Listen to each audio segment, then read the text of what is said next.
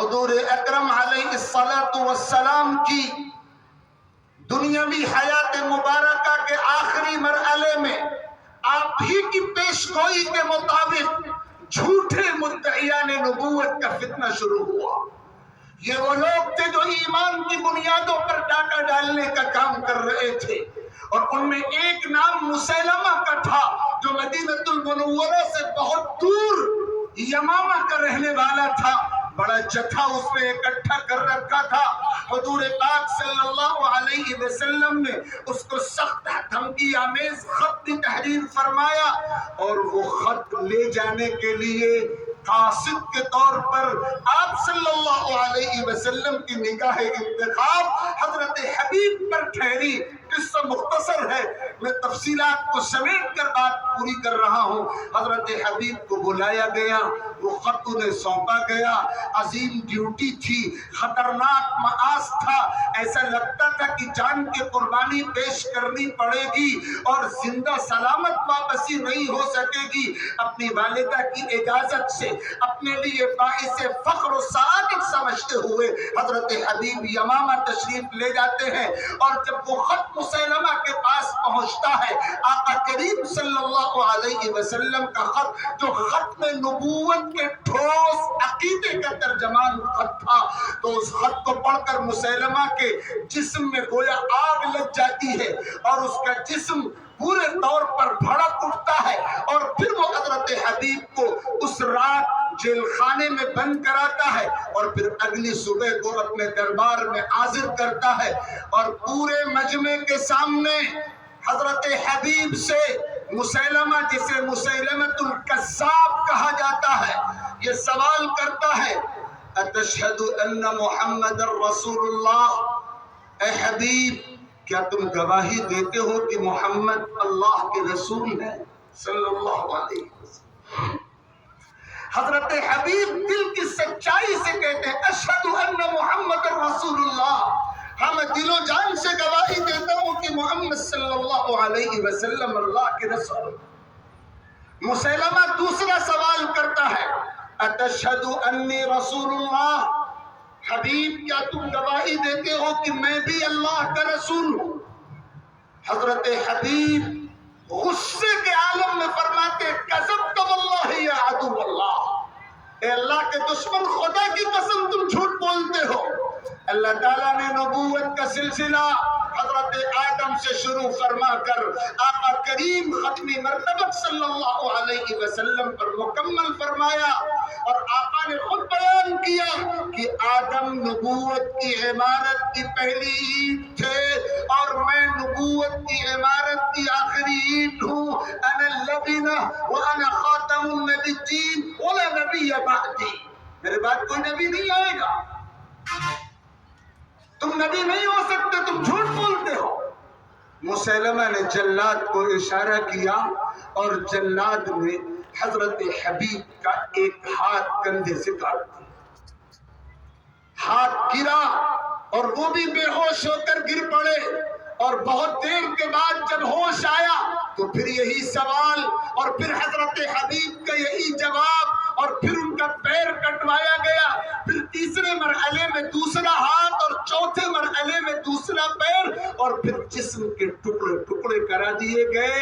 اس شان کے ساتھ انہوں نے عقیدہ برحق کی حفاظت کے لیے اپنی جان کا نذرانہ پیش کیا، اور جب ان کی شہادت اور ان کے جسم کو لخت لخت اور ٹکڑے ٹکڑے کیے جانے کی اندوہناک خبر مدینہ المنورہ پہنچی تھی تو ماتم کا ایک عالم طاری تھا، لیکن قربان جائیے حضرت حبیب ابن زید ابن عاصم رضی اللہ عنہ کی والدہ کو جب یہ خبر پہنچی تو انہوں نے کہا تھا، لِهَذَا الْيَوْمِ أَعْدَدْتُهُ وَلِمِثْلِ هَذَا الْمَوْقِفِ أَرْسَلْتُهُ، میں نے آج ہی کے دن کے لیے اپنے بیٹے کو پالا تھا، اور اسی جیسے کردار کو پیش کرنے کے لیے اسے دودھ پلایا تھا اور اس کی تربیت۔ یہ ہے جذبہ قربانی۔ یہ تو ایک مثال مجھے یاد آئی تو میں نے عرض کیا، ورنہ سلف کی تاریخ میں ایسی ہزار مثالیں ہیں۔ یہ وہ لوگ تھے جنہوں نے ایمان کی قربانی کی خاطر اپنی جانوں کے نذرانے پیش کیے، ایمان کے تحفظ کے لیے۔ آج ہم اپنے اور اپنی نسلوں کے ایمان کے تحفظ کے لیے صحیح معنوں میں پسینہ بہانے کو بھی تیار ہیں۔ حالات کا رخ یہ ہے میرے بزرگوں، عزیزوں، بھائیوں، اور میں علماء کرام کی خدمت میں بڑے ادب کے ساتھ یہ بات عرض کر رہا ہوں اور ان کے حوالے سے پورے مجمع سے یہ عرض کر رہا ہوں، اللہ کے واسطے حالات کے رخ کو بھانپیے اور دیکھیے کہ فتنہ کتنی تیزی کے ساتھ اور کیسی طغیانی کے ساتھ اور کیسی شدت کے ساتھ ہمارے سروں پہ حملہ آور ہے، اور ہم نے ابھی تک اس کے تعاقب کے لیے اور اس کے مقابلے کے لیے وہ تدبیریں اختیار نہیں کی ہیں، وہ جذبات نہیں پیدا کیے ہیں جو مطلوب ہیں، اور جن جذبات کے بغیر اور جن تدبیروں کے بغیر اس فتنے کا سدباب نہیں ہو سکے۔ اس لیے اپنے اور اپنی نسلوں کے ایمان اور یقین کی فکر کرنے کی ضرورت ہے، مطمئن ہو کر بیٹھ جانے کا موقع نہیں ہے۔ میں صاف صاف کہہ دوں، بالکل سچی بات، بغیر کسی لاگ لپیٹ کے بے لاگ دیانتدارانہ بات، ہمارے لیے اپنی مسجدوں پر مطمئن ہو کر بیٹھ جانے کا موقع نہیں ہے، ہمارے لیے اپنے دینی نظام تعلیم پر مطمئن ہو کر بیٹھ جانے کا موقع نہیں ہے۔ یقیناً یہ نظام بہت قابل مسرت ہے، حفاظ کی ٹیم تیار ہو رہی ہے، قرہ کی جماعت تیار ہو رہی ہے، علماء کا گروہ تیار ہو رہا ہے، فضلہ کی کھیپ تیار ہو رہی ہے، خدام دین کا قافلہ بڑھ رہا ہے، لیکن یہ موقع مطمئن ہو کر بیٹھ جانے کا نہیں ہے۔ مطمئن ہو کر بیٹھ جانے والا اپنی منزل کھوٹی کرتا ہے، منزل تک پہنچنے میں کامیاب نہیں ہوتا۔ ہمیں تو آگے دیکھنا ہے، میں کہاں رکتا ہوں، عرش و فرش کی آواز سے مجھ کو جانا ہے بہت اونچا، حد پرواز سے ہماری نگاہ اس منزل پر ہونی چاہیے جو غلبہ اسلام کی منزل ہے، جو احقاق حق کی منزل ہے، جو ابطال باطل کی منزل ہے، جو اشاعت دین کی منزل ہے۔ اللہ تعالیٰ نے اس دین کے مقدر میں غلبہ لکھ دیا ہے، آپ کو یقین ہونا چاہیے، قرآن یہی یقین پیدا کرنا چاہتا ہے، باطل کی دندناہٹ کتنی ہی زیادہ کیوں نہ ہو، لیکن اللہ کا اعلان ہے حق غالب آ کر رہے گا۔ اللہ تعالیٰ نے حق کے لیے غلبہ مقدر کر دیا ہے، اور اللہ محتاج نہیں ہے، ہم محتاج ہیں۔ ہم اپنی ذمہ داریوں کا احساس نہیں کریں گے۔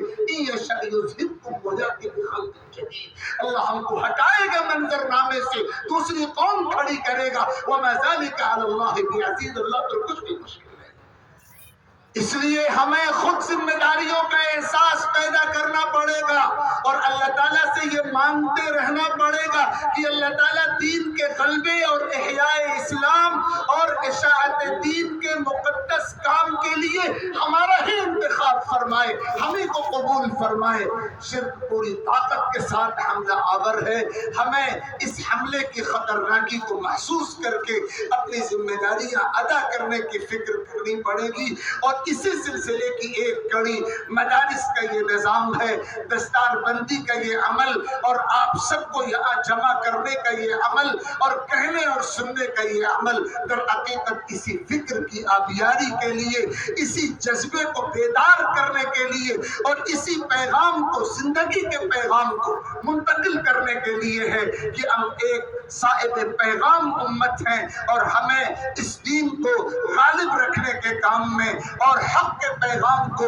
پوری کائنات تک پہنچانے کے کام میں اپنا کردار ادا کرنا پڑے گا، اپنی ذمہ داریاں اٹھانی پڑیں گی۔ یہی فکر بیدار ہو جائے، وہ جو شاعر نے کہا ہے تا تو بیدار شوی نالا کشیدم ورنہ عشق کا ریز کی بیاہو فوانی اسکنن۔ آپ کو بیدار کرنے کے لیے اتنی طاقت کے ساتھ یہ باتیں حضرات علماء کرام کی زبانی کہی جا رہی ہیں تاکہ ہم میں احساس ذمہ داری پیدا ہو، ہم بیدار ہو جائیں۔ یہ روز و شب، یہ صبح و شام، یہ بستی، یہ ویرانہ، سبھی بیدار ہیں۔ انسان اگر بیدار ہو جائے، ہمیں بیدار ہونا پڑے گا، اپنی ذمہ داریوں کے لیے فکر فکر مند ہونا پڑے گا۔ اللہ رب العزت ان گزارشات کو قبول فرمائے اور اس کہنے والے حقیر کو بھی عمل کی توفیق عطا فرمائے اور آپ جملہ صاحبان کو عمل کی دولت سے مالا مال فرمائے۔ میں دل کی گہرائیوں سے اس ادارے کے ذمہ داران،